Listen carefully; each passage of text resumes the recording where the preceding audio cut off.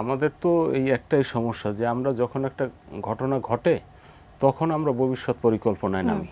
আগে আমাদের কিছু মনে থাকে না। মনে করেন কালকে আপা যেটা বললেন আর কি, যে কালকে যে দেরি হয়েছে এর কিছু কারণ আছে, কিন্তু মনে করেন এটা সবচেয়ে একটা গুরুত্বপূর্ণ জায়গা। এই জায়গায় তো যে কেউ চাইলেই ঢুকতে পারবে না। দিনের বেলা আমাদের মনে করেন কার্ড আছে, সেই কার্ড নিয়ে ঢুকতেই দেখা যায় যে কয়েক জায়গা আমাদের প্রতিবন্ধকতার সৃষ্টি করা হয় আর কি। এরপরে তো সাধারণ মানুষ কিভাবে ঢুকবে, ঢোকার কোনো প্রশ্নই আসে না। এখন কালকে যে বিষয়টা মানে রাতের যে ঘটনাটা, সেটা হচ্ছে আপনি ফায়ার সার্ভিসকে কিন্তু এখানে দোষ দিতে পারবেন না। ফায়ার সার্ভিস কিন্তু আসলে এরা কতটা পরিশ্রম করে আমরা যারা তাদের কাজ নিয়ে সারাক্ষণ থাকি তারা বুঝি যে তারা আসলে কতটা পরিশ্রম করে। একজন ফায়ার ফাইটার কিন্তু মারা গিয়েছেন। হ্যাঁ, মারা গেছেন। তো ওরা কিন্তু যথাসময়ে আসছে। হয়তো একটা 52তে ঘটনা, হয়তো কয়েক মিনিট, একটা 54তেই তারা পৌঁছে গেছেন সেখানে। পৌঁছে তো এখন মনে করেন যে 2 মিনিটের মধ্যে তারা পৌঁছে।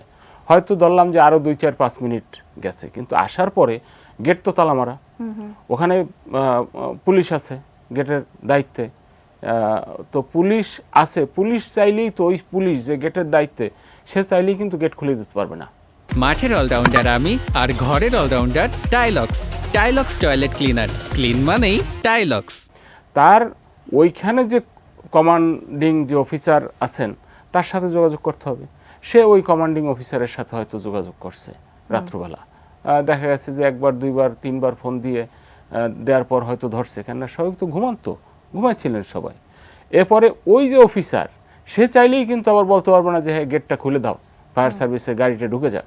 সে হয়তো তার যে সিনিয়র অফিসার আছে সেই সিনিয়র অফিসারে বলছে। এইভাবে মনে করেন যে এই সিনিয়র অফিসার এক একজন মানে পার হইতে হইতে দেখা গেছে যে এখানে হয়তো আধা ঘন্টা 1 ঘন্টা কেটে গেছে, আধা ঘন্টা 1 ঘন্টা কেটে গেছে। এর মধ্যে আগুনের তীব্রতা বেড়েছে, স্বাভাবিকভাবে বাড়বে, এটাই তো স্বাভাবিক। তো এরপরে উপরে উঠতে হয়েছে, গেটগুলো আবার সব গেটের চাবি তো এই যে মেইন গেটের যে যিনি দায়িত্বে আছেন তার কাছে নেই। অন্যান্য গেটের তারা হয়তো চাবির জন্য অপেক্ষা করছেন, চাবি না পেয়ে গেটের তালা ভাঙছেন, তালা ভেঙে ভিতরে ঢুকছেন। তো এই নানা কারণে কিন্তু কালকে দেরি হয়েছে। আমরা যে কালকে ফায়ার ফাইটারদের যে দোষ দেব, এটার কিন্তু কোনো যৌক্তিকতা মানে আমি অন্তত খুঁজে পাই না। কারা জড়িত এখন মনে করেন যে আমরা স্বাভাবিকভাবে যদি বলতে চাই, তাহলে অতীতে যারা দুর্নীতি করেছে বা দুর্নীতির সাপোর্ট করেছে, দুর্নীতির অংশ নিয়েছে, তারা সবাই জড়িত থাকতে পারে। একটা মন্ত্রণালয় তো নথি থাকবে, এবং এখানে ঘটনা হয়েছে আমি যতটা জানি যে ওই মন্ত্রণালয়গুলোতে কি কি দুর্নীতি হয়েছে সেই দুর্নীতির নথিগুলো ওখানে জড়ো করা হয়েছিল।